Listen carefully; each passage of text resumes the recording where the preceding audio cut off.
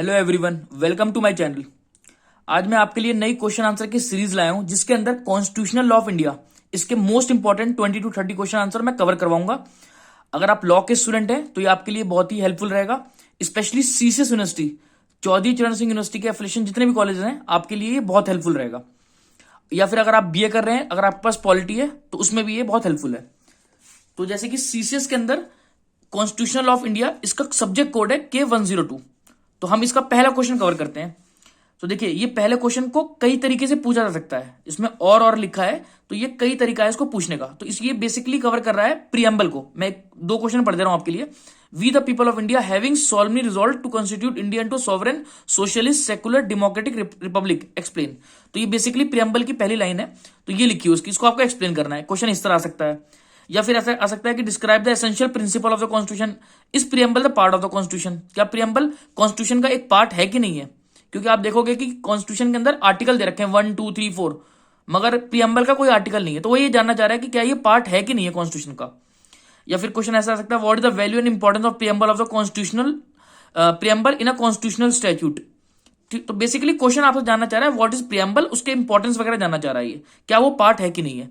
तो ये सारे अगर क्वेश्चन किसी भी फॉर्म में आ जाए, आंसर आपको ये जो आंसर दे रखा है इस हिसाब से लिखना है। तो आंसर को रीड कराने से पहले मैं आपको बेसिक समझा दूं ताकि अब आंसर आपको रटना ना पड़े। अगर आपने आंसर समझ लिया तो ऑटोमेटिकली आपको याद हो जाएगा वो।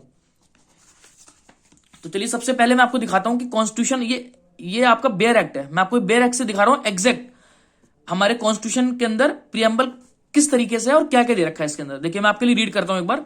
We the people of India having solemnly resolved to constitute India into sovereign, socialist, secular, democratic republic, and to secure all its citizens justice, social, economic, and political liberty of thought, expression, belief, faith, and worship, equality of status and opportunity, and to promote among them all fraternity, assuring the dignity of the individual and the unity and integrity of the nation. In our Constituent Assembly, this 26th day of November 1949, do hereby adopt, enact, and give to ourselves this Constitution.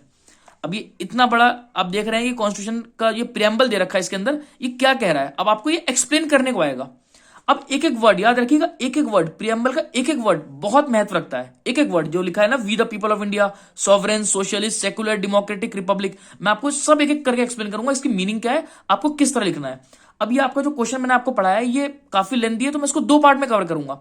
तो अब जैसे ये वाला अगर question अगर आपके exam में आता तो ये इसके चांसेस 20 नंबर में आने में बहुत ज्यादा है, 20 या फिर 10। तो इसको आपको एक्सप्लेन भी उस हिसाब से करना है। अगर आपको नंबर अच्छे चाहिए तो आपको इसको प्रॉपरली डिटेल में एक्सप्लेन करना पड़ेगा। अगर 20 नंबर में आएगा, कम से कम आपको उस पर 4 से 5 इफेक्टिव लिखना होगा। 4 से 5 पेज इफेक्टिवली, मतलब ऐसा नहीं कि कुछ भी आप लिख दें, इसके अंदर प्रॉपर आपको एक्सप्लेन करना होगा पूरा प्रियम्बल। अब मैं आपको इसको एक एक चीज समझाऊंगा, इसके वर्ड्स। देखिए, पहले मेरे कुछ नोट्स हैं, मैं आपको इसको बता देता हूं क्या है ये प्रियम्बल ऑफ द कॉन्स्टिट्यूशन। अब देखिए, American constitution was the first to begin with the preamble. America का जो संविधान है उसके अंदर सबसे पहले प्रियम्बल का जिक्र करा गया था, ठीक है। अब इंडिया ने भी उसको फॉलो करा, इस प्रैक्टिस को, ठीक है। अब आगे आते हैं, अब प्रियम्बल है क्या। देखिए, अगर कोई डेफिनेशन बोले तो प्रियम्बल है क्या। Preamble refers to the introduction और preface to the constitution. Preamble एक इंट्रोडक्शन है, एक प्रीफेस टू द कॉन्स्टिट्यूशन। आप देखते होगे कि अगर कोई बुक हम पढ़ते हैं तो बुक के पहले प्रीफेस होता है या कुछ इंट्रोडक्शन होता है। तो ऐसे ही कॉन्स्टिट्यूशन से पहले भी, उससे पहले ये प्रियम्बल है, एक तरीके का प्रीफेस या इंट्रोडक्शन है।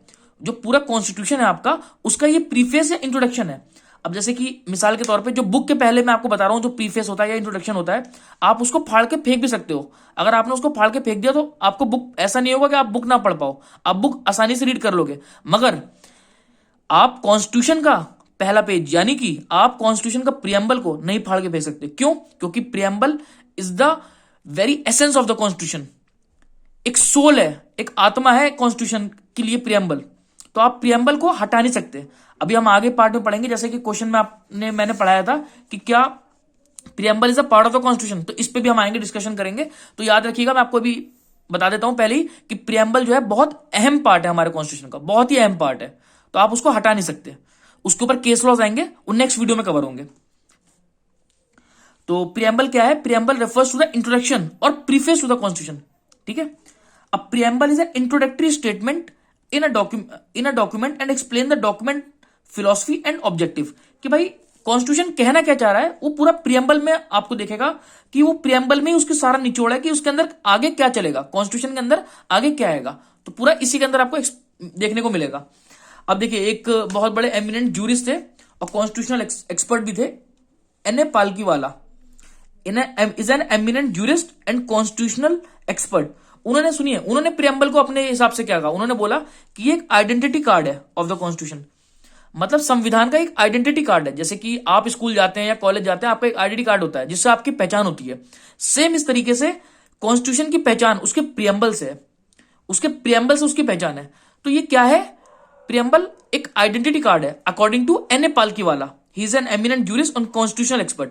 देखिए, जो मैं नोट्स आपको पढ़ा रहा हूं उससे आपको जब मैं आंसर पे लाऊंगा ना, जब आप आंसर रीड करोगे आपको बड़ा आसानी समझ में आएगा, अगर आपने नोट्स ये जो मैं समझा रहा हूं उसको सुन लिया ढंग से। अब देखिए, अब हमारे इंडिया में जो है ये प्रियम्बल का आइडिया सबसे पहले पंडित जवाहरलाल नेहरू का जो ऑब्जेक्टिव रिजोल्यूशन था उससे निकला है ये, जो कि adopted by the constitution on January 22, 1947। यानी कि आजादी के वक्त जो जब ऑब्जेक्टिव रिजोल्यूशन जब आपका अडॉप्ट करा गया था कॉन्स्टिट्यूशन असेंबली में, उसी ऑब्जेक्टिव रिजोल्यूशन में उसकी जो है एसेंस रख दी गई थी प्रियम्बल की। ठीक है, तो ऑब्जेक्टिव रिजोल्यूशन पे ही बेस है हमारा प्रियम्बल। तो अब आगे बढ़ते हैं। अब मैं आपको इंग्रेडिएंट बताता हूं। इंग्रेडिएंट किसके, प्रियम्बल के, इंग्रेडिएंट ऑफ प्रियम्बल। अब इंग्रेडिएंट से क्या मतलब है, जैसे कि आप जानते हैं कुछ आप कोई खाना भी बनाते हैं, क्या मान लीजिए चाय बना रहे हैं तो उसमें दूध डलेगा, चाय की पत्ती डलेगी, चीनी डलेगी, तो ये एक इंग्रेडिएंट है। सेम इसी तरीके से जो अभी आपको प्रियम्बल पढ़ाया गया है तो उसका इंग्रेडिएंट क्या क्या है, जैसे मैंने आपको पढ़ाया ना कि sovereign, socialist, secular, democratic, Republic, justice, liberty, equality, ये सारे इसके इंग्रेडिएंट है। यही अगर होंगे तभी आपका प्रियम्बल होता है। तो अब मैं इंग्रेडिएंट में आपको सबसे पहला पॉइंट पढ़ाता हूं, सोर्स ऑफ द अथॉरिटी। देखिए, ये बेसिक बातें हैं। सोर्स ऑफ द अथॉरिटी का मतलब, मेरे यहां कहने का मतलब है कि इंडिया में अथॉरिटी मेन किसको दी गई है, कॉन्स्टिट्यूशन को देख के क्या लगता है, तो फ्रॉम द पीपल। मतलब जो अथॉरिटी मिली है वो from the people of India है। कैसे पता लगता है, देखिए मैं आपको बताता हूं, we the people of India, इसका मतलब है हम भारत के लोग अपने आप को क्या करेंगे, sovereign, socialist, secular, democratic, Republic, ये बनाएंगे। अभी एक एक वर्ड की मीनिंग पर आऊंगा। तो आप यहां देख रहे हैं क्या हमारी जो मेन सोर्स है पावर की, वो क्या है, we the people of India. आप देखते होंगे छोटे से छोटा इलेक्शन, चाहे पार्षद का इलेक्शन हो, चाहे एमएलए का इलेक्शन हो, चाहे कोई सा भी इलेक्शन हो, एमपी, लोकसभा के लिए इलेक्शन हो, तो वोट कौन देता है, जनता, पब्लिक देती है। तो पब्लिक चाहे तो किसी को प्राइम मिनिस्टर या सीएम बना सकती है, और अगर उससे सेटिस्फाई है तो नेक्स्ट ईयर भी वोट देके उसी को कंटिन्यू कर सकती है, नहीं तो उसको हटा भी सकती है। तो हम देख रहे हैं मेन पावर किसके पास है, we the people of India. यानी कि बहुत बड़ी बात है कि we the people of India, जैसे कि आजादी से पहले अंग्रेज की हुकूमत थी, पब्लिक के पास कोई राइट नहीं था, है ना। तो इस तरीके का नहीं है। कॉन्स्टिट्यूशन आने के बाद, संविधान आने के बाद जो मेन पावर है, अल्टीमेट पावर है, is with the people of India. याद रखिएगा इस चीज को, is with the people of India. यही वो बात बोल रहा है कि सोर्स ऑफ अथॉरिटी किसको दी गई है, people of India. Source of authority किसको दी गई है, पीपल ऑफ इंडिया। अब नेचर की बात करते हैं कि किस तरीके का इंडियन स्टेट क्या नेचर फॉलो करेगा। तो देखिए, sovereign, socialist, secular, democratic, Republic, इसकी मीनिंग पर आएंगे, मगर मैंने आपको बता दिया कि ये हम ऐसे, मतलब ये हमारा इंडियन स्टेट का नेचर होगा, sovereign, socialist, secular, democratic, Republic. और हमारा ऑब्जेक्टिव क्या होगा, ऑब्जेक्टिव क्या होगा हमारा, कि हम अचीव करें क्या, यानी हमारा एम क्या होगा, जस्टिस को, लिबर्टी को, इक्वालिटी को, फ्रेटर्निटी को। इसके भी एक एक वर्ड पर मैं आऊंगा। और देखिए, हमारे प्रियम्बल में ही डेट मेंशन है कि कब हमारा प्रियम्बल को अडॉप्ट किया गया था। देखिए, in our constituent assembly this 26 day of November 1949 do here adopt, enact and give ourselves this constitution. तो देखिए, इंग्रेडिएंट में ये मैंने डाल दिया, डेट ऑफ द अडॉप्शन क्या है, 26 नवंबर 1949। अब देखिए, मैं दोबारा रिपीट करता हूं, सोर्स ऑफ अथॉरिटी कौन है, पीपल ऑफ इंडिया। क्योंकि आप देखोगे कॉन्स्टिट्यूशन के प्रियम्बल में मेंशन है we the people of India, यानी कि ultimate power people of India में है, मतलब जो वेस्ट करती है पावर पब्लिक में। ठीक है, नेचर क्या होगा हमारे इंडियन स्टेट का, प्रियम्बल ने बता दिया कैसा, sovereign, socialist, secular, democratic, Republic.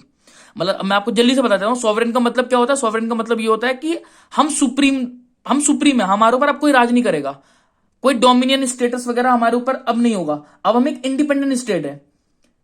No one can rule us, मतलब अब अमेरिका या कोई इंग्लैंड वगैरह हम पे रूल नहीं कर सकता।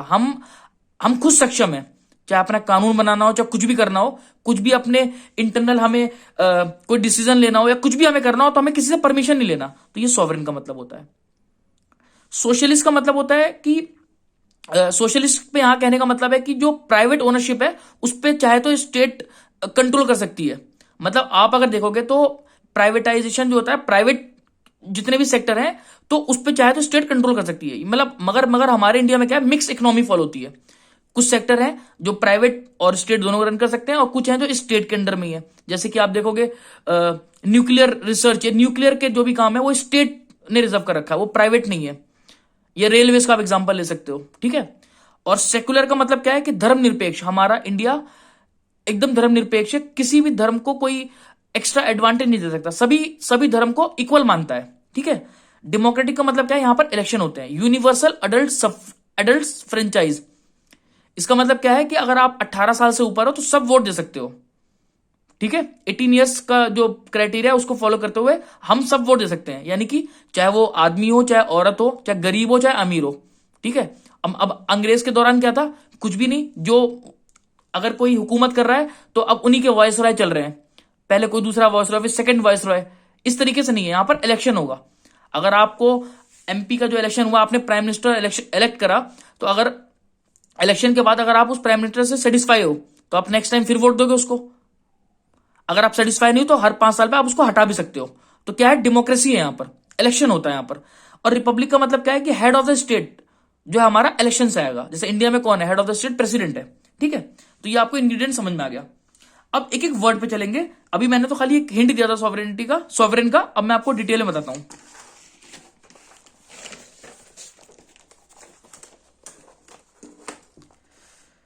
देखिए, ये मैंने आपको बता दिया था पहले कि we the it means ultimate power is possess in the people of India. Ultimate power किसके हाथ में है, पीपल ऑफ इंडिया के हाथ में। Ultimate power people of India के हाथ में कैसे है, मैंने आपको बता दिया।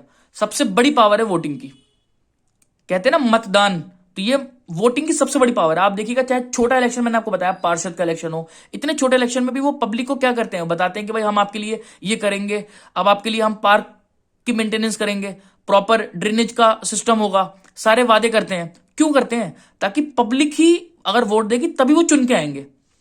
तो आप देख रहे हो ना कितनी पावर है। कहते हैं ना ये जनता है, सब जानती है, तो ये जनता ही की बात है यहां पर, ठीक है। अल्टीमेट पावर किस पर है, पब्लिक पर है, ठीक है। अब एक एक वर्ड देखिए, फिर से मैं आपको सामने रखता हूं बेयर एक्ट का। देखिए पहला क्या है, सॉवरेन। अच्छा एक बात मैं आपको और बता दूं कि जब मतलब जब ओरिजिनल कॉन्स्टिट्यूशन जब था तो 3 वर्ड सोशलिस्ट, सेकुलर और इंटीग्रिटी, ये 3 वर्ड है ना, ये ओरिजिनल कॉन्स्टिट्यूशन में नहीं थे। इसको ऐड करा गया कब, 42nd कॉन्स्टिट्यूशनल अमेंडमेंट एक्ट 1976 में। दोबारा सुन लीजिए, सोशलिस्ट, सेकुलर और इधर से इंटीग्रिटी, ये 3 वर्ड ना हमारे ओरिजिनल कॉन्स्टिट्यूशन के अंदर प्रियम्बल में नहीं थे। इसको ऐड करा गया है 42nd कॉन्स्टिट्यूशनल अमेंडमेंट एक्ट 1976 में, ठीक है। सोशलिस्ट, सेकुलर, इंटीग्रिटी, याद रखिएगा आप। अब देखिए जो मैंने आपको बताया सॉवरेन, अच्छा मैंने आपको पहले बताया था इंग्रेडिएंट में ये क्या है, ये नेचर है, ये नेचर दर्शाते हैं कि हमारा भारत कैसा होगा, sovereign, socialist, secular, democratic, Republic.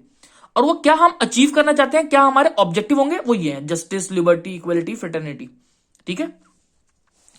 अब पहला वर्ड सॉवरेन। अब आते हैं हम सॉवरेन पे। सॉवरेन क्या है, सॉवरेन क्या है, the term means that it has its own independent authority and it is not a dominion of any other external power. इसका सिंपल सा मतलब यह है कि अब जब से भारत आजाद हुआ, जब हमारा कॉन्स्टिट्यूशन बन गया, तो उसके बाद India is neither dependency nor a dominion of any other nation. मतलब इंडिया जो है अब किसी पे डिपेंडेंट नहीं है, ना ही वो डोमिनियन है किसी का। सिंपल सा कहने का मतलब है, अगर इंडिया को कोई रूल्स बनाने हैं, अपना कोई कानून लाना है, कोई लेजिस्लेशन, कोई लॉ लाना है, तो किसी से हमें परमिशन नहीं लेनी। अब हम क्या है, एक इंडिपेंडेंट स्टेट है। जैसे मैंने आपको बताया इलेक्शन होगा, इलेक्शन होने के बाद पार्लियामेंट बनेगी, तो लेजिस्लेचर का काम करेगी। तो लेजिस्लेचर क्या करता है, लॉ बनाता है। आपको पता होना चाहिए हमारे वहां जो 3 पिलर हैं, 3 पिलर कौन कौन से हैं, लेजिस्लेचर, एग्जीक्यूटिव, जुडिशरी। लेजिस्लेचर क्या करता है? कानून बनाता है। तो यहां पर मेरे कहने का मतलब क्या है कि सॉवरेन से मेरे कहने का मतलब है कि जो लेजिस्लेचर कानून बनाता है वो इंडिपेंडेंट है।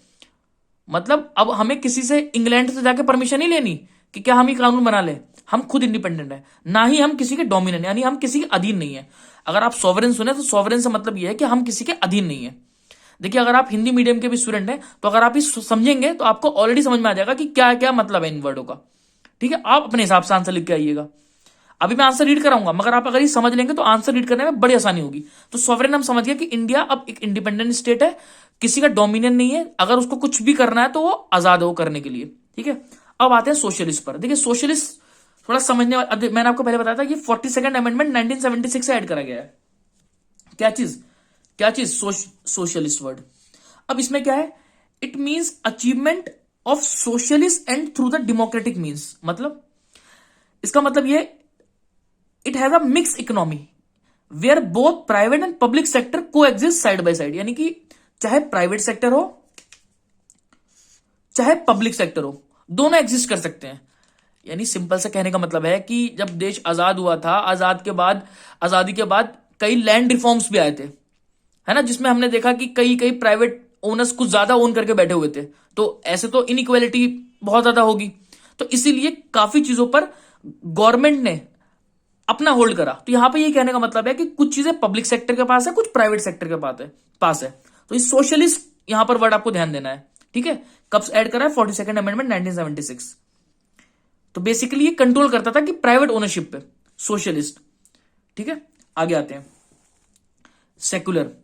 अब सेक्युलर से क्या मतलब है? नाम से आपको पता लग रहा है, all religion in India get a equal respect, protection and support from the state. इसका मतलब यह है कि किसी भी धर्म को हम मतलब उच्च दर्जा नहीं देते, सब बराबर है हमारे लिए। अगर आपको मैं सबसे पहला अगर आर्टिकल पढ़ाऊं, देखिए ये तो था आपका प्रियम्बल।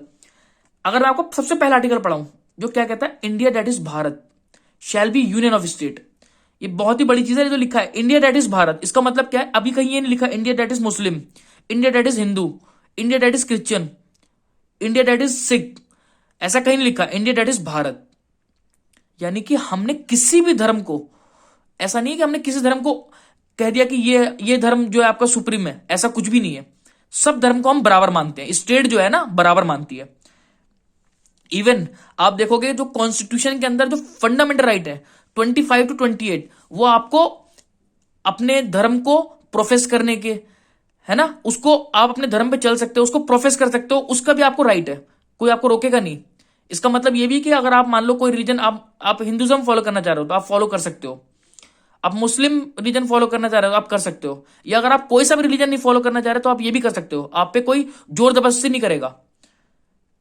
आप समझ रहे हो कॉन्स्टिट्यूशन आने के बाद कितना ज्यादा एक लोगों को फ्रीडम मिली है। तो ये है ये चीज। ठीक है, सेकुलर का मतलब आप समझ गए। देखिए, अभी मैं चाहूं तो इसके अंदर आपको दिखाऊं आर्टिकल 25 से 28 जो मैंने बताया, मगर उसके अंदर मैं डीप में जाऊंगा तो वीडियो बहुत बड़ी जाएगी। हमें अपने एग्जाम पॉइंट ऑफ व्यू से कवर करना है। ठीक है, अब आते हैं अगले वर्ड पर, डेमोक्रेटिक। डेमोक्रेटिक का सिंपल सा मतलब है कि इलेक्शन से constitution get it authority from the will of the people express in election. जैसे मैंने आपको बताया कि अल्टीमेट पावर किसके पास है? पब्लिक के पास। मगर अब पब्लिक अपनी पावर दिखाएगी कैसे? वोट के जरिए, मतदान के जरिए। जिस पार्टी को, उस कैंडिडेट को पसंद करेगी उसको वोट देगी, उसको जिताएगी, ताकि अब वो मतलब अब जो रूल होगा उस पार्टी के अकॉर्डिंग होगा। मगर चुन कौन रहा है? जनता। कैसे? इलेक्शन से। तो अब यहां पे डेमोक्रेसी है, मतलब कोई मोनार्की वगैरह नहीं है। मोनार्की का मतलब कोई राजशाही नहीं है कि राजा अब ये राजा है तो अब उसका बेटा राजा होगा, ये नहीं है। राजा का बेटा राजा वाला अब यहां पे चक्कर ही नहीं है। अब डेमोक्रेसी है हमारे देश में। डेमोक्रेसी का क्या मतलब, दोबारा बता रहा हूं, डेमोक्रेसी का मतलब यह है कि अब हमारे वहां इलेक्शन होगा। इलेक्शन होगा। अब देखिए, इलेक्शन से फायदा क्या है कि चाहे गरीब हो, चाहे अमीर हो, चाहे मुकेश अंबानी हो, चाहे एक रिक्शे वाला हो, हर आदमी की वोट की एक वैल्यू है। ठीक है, ऐसा नहीं कि मुकेश अंबानी का एक वोट 100 वोट के बराबर है। ठीक है, हर आदमी का एक वोट मतलब एक वोट, कोई अगर कोई गरीब दे रहा है, चाहे एक वोट एक अमीर दे रहा है, सबकी वैल्यू बराबर है। तो इससे क्या है? इससे हमने इक्वालिटी लाने की कोशिश करी है। ठीक है, तो ये हो गया डेमोक्रेटिक। अब आते हैं रिपब्लिक पे। रिपब्लिक का क्या मतलब है? Head of the state is elected by the people. यानी जो हमारा हेड ऑफ द स्टेट होगा ना, जो हेड ऑफ द स्टेट होगा elected by the people of people. In India it is a president, याद रखिएगा, is the elected head of the state. India के अंदर प्रेसिडेंट क्या है, हेड ऑफ द स्टेट है। तो देखिए मैंने अभी आपको क्या बता दिया, इंग्रेडिएंट। इंग्रेडिएंट के अंदर कौन सा पार्ट, नेचर, क्या, sovereign, socialist, secular, democratic, Republic. इसका आपको मतलब पता लगे कि हम भारत के लोग कैसा बनाएंगे अपना भारत, किस तरीके का होना चाहिए। सॉवरेन कि हम इंडिपेंडेंट हैं, सेक्युलर सॉरी सोशलिस्ट कि मतलब ओनरशिप बराबर बराबर बटी हुई है, मगर अगर प्राइवेट अगर ओनरशिप है तो स्टेट कंट्रोल कर सकती है उसके ऊपर। सेक्युलर धर्मनिरपेक्ष, सारे धर्म को बराबर दर्जा। डेमोक्रेटिक का मतलब इलेक्शन होगा, और रिपब्लिक मतलब हेड ऑफ द स्टेट हमारा इलेक्शन के थ्रू आएगा। तो ये तो नेचर थे। अच्छा ये क्या थे, जस्टिस, लिबर्टी, इक्वालिटी, फ्रेटर्निटी, ये आपके थे ऑब्जेक्टिव या हमारे एम। याद रखिएगा इसको भी समझाता हूं एक एक वर्ड करके।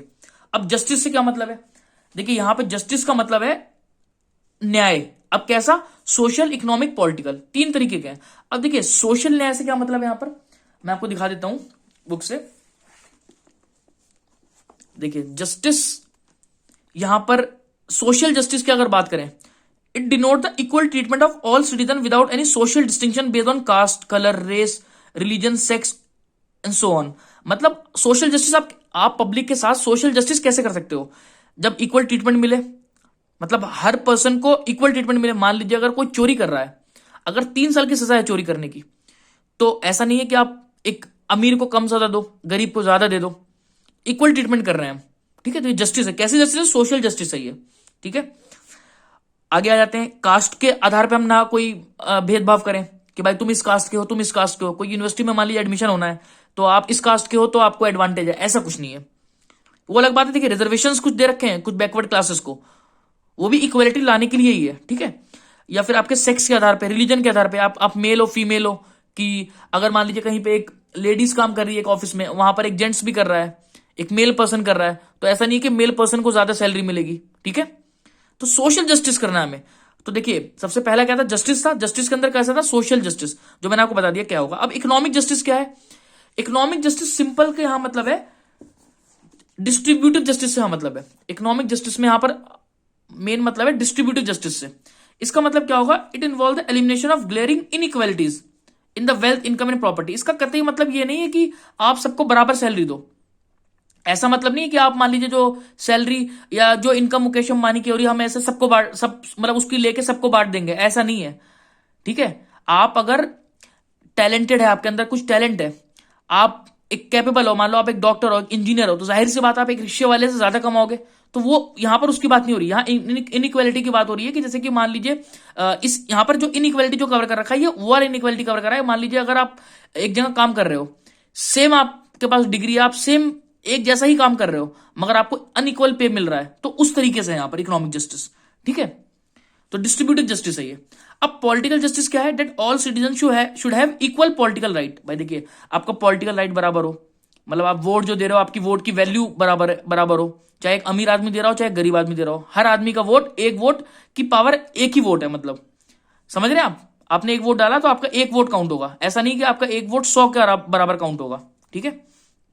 तो ये आइडिया था हमारा जस्टिस का, ये आइडिया था हमारा जस्टिस का। तो देखिए जो पहला वर्ड था जस्टिस, समझ में आ गया आपको, सोशल, इकोनॉमिक एंड पॉलिटिकल। अब देखिए लिबर्टी क्या है, लिबर्टी आजादी, किस चीज की आजादी, thought, expression, belief, faith and worship. मतलब आप कुछ भी सोच सकते हो, अपना आप कुछ भी कर सकते हो, आपको आजादी है। अच्छा ये कहां भी दे रखा है आपका आर्टिकल 19 आप देखोगे कॉन्स्टिट्यूशन का, आपको अपना एक्सप्रेशन, आप कुछ भी एक्सप्रेस कर सकते हो लिख के, किसी भी तरीके से आप उसको एक्सप्रेशन दे सकते हो, ठीक है। या बिलीफ, आपका बिलीफ किसी चीज पर है, आप उस पर बिलीफ आप चल सकते हो उस चीज पर। आपका फेथ किसी चीज पर है तो आप उसको फॉलो कर सकते हो, आप वर्शिप कर सकते हो। आप देखिए इसका मतलब क्या है यहां पर कहने का, कि लिबर्टी है आपको। मान लीजिए कोई रिलीजन जैनिज्म फॉलो करना चाह रहा है, तो आप कर लो फॉलो, कोई आपको रोक नहीं सकता। अगर आप कोई सा रिलीजन नहीं फॉलो करना चाह रहे, वो भी आप कर सकते हो। तो लिबर्टी है यहां पर आपके पास, ठीक है। लिबर्टी से मतलब यही है यहां पर, हर इंडिविजुअल का लिबर्टी। अच्छा हाँ, लिबर्टी एक बात याद रखिएगा, एब्सोल्यूट लिबर्टी नहीं है, क्वालिफाइड है। अब आप कहोगे एब्सोल्यूट और क्वालिफाइड से क्या मतलब है, मैं इसको आपको एक बार एक्सप्लेन कर देता हूं। जो लिबर्टी है वो एब्सोल्यूट लिबर्टी नहीं है। एब्सोल्यूट का मतलब क्या कहने का है, कि आपको जैसे मैंने अभी पढ़ाया कि थॉट, एक्सप्रेशन, ठीक है, तो आप कुछ भी एक्सप्रेस कर सकते हो, तो वो आपको आजादी है। आर्टिकल 19 में भी दे रखा है कॉन्स्टिट्यूशन के, जो हमारा फंडामेंटल राइट है उसके अंदर दे रखा है। मगर इसका कतई मतलब नहीं है एब्सोल्यूट। अब आप कुछ भी एक्सप्रेस कर रहे हो, अब आप ऐसा चीज कर रहे हो जिससे कि देश का मतलब जो देश में अशांति फैल रही है, ठीक है, उस तरीके का आप कुछ एक्सप्रेशन नहीं कर सकते। आप किसी को गाली बकना या कुछ कुछ ऐसे, आप ऐसा काम नहीं कर सकते जिससे देश की इंटीग्रिटी को खतरा हो, ऐसा एक्सप्रेशन आप नहीं कर सकते, ठीक है। हाँ, अगर आप कोई चीज फॉलो कर रहे हो तो आप फॉलो करने का अधिकार है। कोई रिलीजन आप फॉलो कर रहे हो तो आपको अधिकार है, ठीक है। आगे बढ़ते हैं हम। इक्वालिटी आपको समझ में आ गया होगा। लिबर्टी, अब देखिए इक्वालिटी की बात करते हैं हम। इक्वालिटी कैसी है? Equality of status and opportunity and to promote among them all. अब इक्वालिटी का क्या मतलब है? इक्वालिटी पे यहां पे मतलब है, मैं आपको दिखा देता हूं। फंडामेंटल राइट्स में भी हमारी इक्वालिटी का जिक्र है, जो कि आर्टिकल 14 से लेके 18 तक है। अब देखिए कैसी कैसी equality? Equality before law, law के समक्ष सब जो है समान है। लॉ के समक्ष सब समान है, इसका मतलब क्या है कि लॉ के अंतर्गत सारे लोग बराबर है। जैसे मैंने आपको एग्जांपल दिया था कि अगर किसी ने चोरी करी और चोरी की सजा मान लीजिए 3 साल है, तो आपको, अगर वो अमीर आदमी हो चाहे गरीब आदमी हो, सबके लिए बराबर है। Equality before law.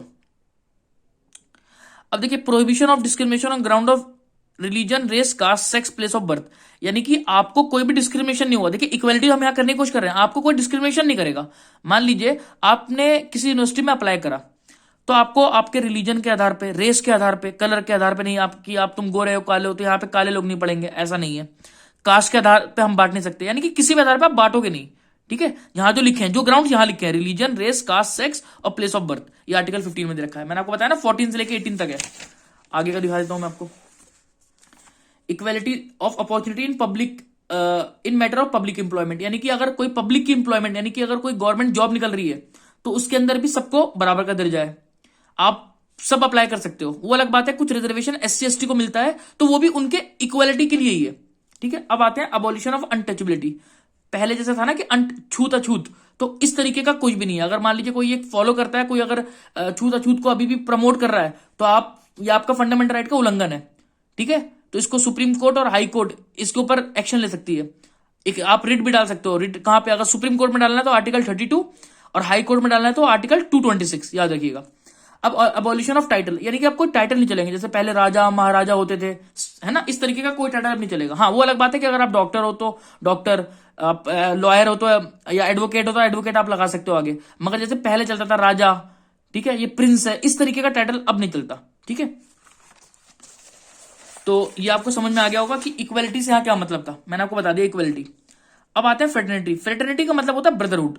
देखिए अब ये क्या कहना चाह रहा है? ये कहना चाह रहा है कि आपको फ्रेटर्निटी को बढ़ावा देना है, यानी ब्रदरहुड को, ताकि देश की डिग्निटी को कोई खतरा ना आए। तो उससे क्या, अगर डिग्निटी को खतरा नहीं होगा तो यूनिटी और इंटीग्रिटी होगी देश में, एकजुटता होगी। कैसे? ब्रदरहुड से, ठीक है। कैसे? ब्रदरहुड से। अब मैं आपको बताता हूं कि ये जो अभी आपने फ्रेटर्निटी को पढ़ा है, तो इसको भी एक्सप्लेन कर देता हूं मैं आपको बुक से। देखिए फ्रेटर्निटी जो है आपका, fraternity means sense of brotherhood. ये क्या है? Sense of brotherhood. The situation promote this feeling of fraternity by the system of single citizenship. अब देखिए एक हमारा फंडामेंटल ड्यूटी भी है, जो है आर्टिकल 51A, जो कि क्या कहता है? Says that it shall be the duty of the every citizen of India to promote harmony and the spirit of common brotherhood among all the people of India. तो यानी कहने का मतलब क्या है? आपको ब्रदरहुड फील, मतलब ब्रदरहुड यानी कि भाईचारा रखना है देश में, ठीक है, ताकि देश की डिग्निटी को कोई खतरा ना हो, ठीक है, और यूनिटी और इंटीग्रिटी देश की बनी रहे। फिर क्या लिखा था कि 26 नवंबर 1949 को हमने अपना जो क्या है प्रियम्बल को अडॉप्ट करा। तो आपको, मेरे को लगता है कि ये समझ में आ गया होगा अब ये बेसिकली है क्या। अब मैं अगर आपको आंसर फैलाऊंगा तो अब आंसर रीड करने में आपको बहुत आसानी होगी। अब रीड करते हैं इसको। देखिए अब आप अपना आंसर देखिए किस तरीके से आप किसी की डेफिनेशन दे सकते हो। जैसे कि यहां पे लिखा है कि according to J Subbarao the preamble to an act set out the main objective. क्या ऑब्जेक्टिव है, मतलब एक संविधान का क्या ऑब्जेक्टिव है, वो किससे पता लगता है? प्रियम्बल से। मैंने आपको पहले ही पढ़ा दिया था, जब आपको पहला पेज पढ़ाया था, जिसमें बताया था कि ये इंट्रोडक्शन है, एक तरीके का प्रीफेस है, संविधान का एक प्रीफेस है, ठीक है। तो ये आप ऐसे डेफिनेशन दे सकते हो। अब देखिए, अब मेन क्या आपको, अगर देखिए 20 नंबर में है तो आपको 4-5 पेज लिखने होंगे, मगर वो 5 पेज कैसे हो? इफेक्टिव हो। ऐसा नहीं कि आप कुछ भी कहानी लिख के आ रहे हो, इस तरीके का आप लिखोगे जैसे कि जे सुब्बाराव की या एन पालकी वाले ने बोला था कि ये identity card of the constitution है, इस तरीके की बात आपको लिखना होगा कि या फिर ये इंट्रोडक्शन है, प्रीफेस है, ठीक है।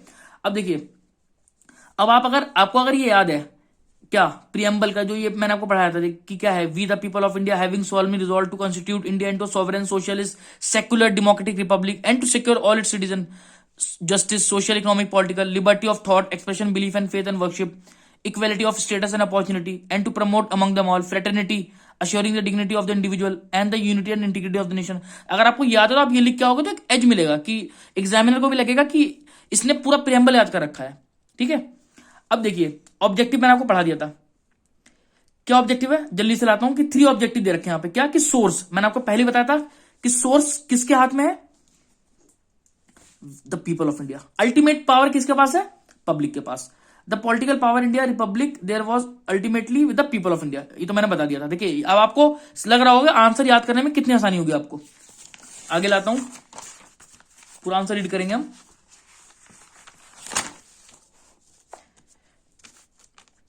अब देखिए सेकंड पॉइंट क्या था, preamble throw light on the aims and objective. देखिए एम्स एंड ऑब्जेक्टिव मैंने आपको बताया जो वो था जो ये वाले पॉइंट थे, sovereign socialist secular democratic Republic, ये तो नेचर थे, ये नेचर को दर्शा रहे हैं, और ये क्या दर्शा रहे हैं, एम्स और ऑब्जेक्टिव को।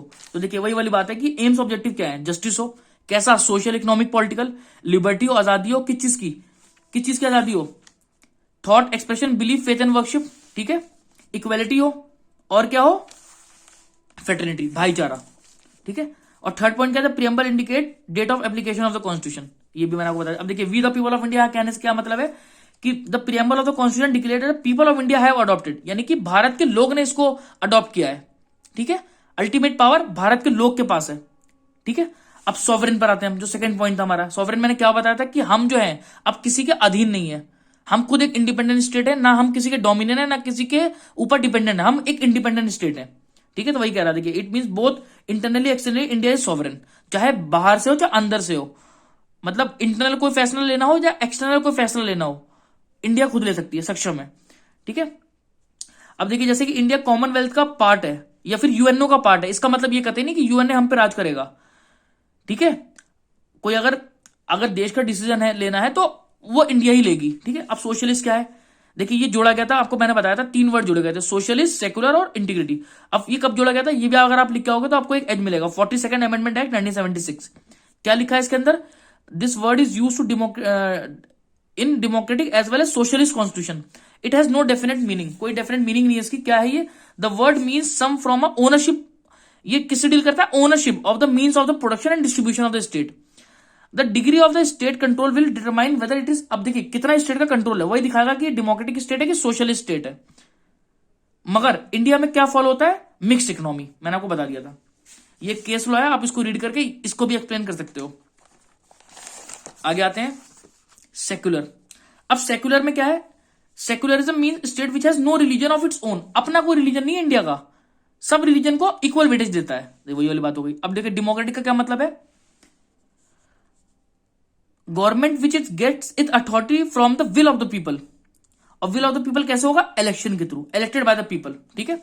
और रिपब्लिक का क्या मतलब था, republic indicate that there shall be an elected head of the state, जो देश का हेड होगा वो इलेक्शन के थ्रू आया होगा। और इंडिया में कौन है, प्रेसिडेंट, ठीक है।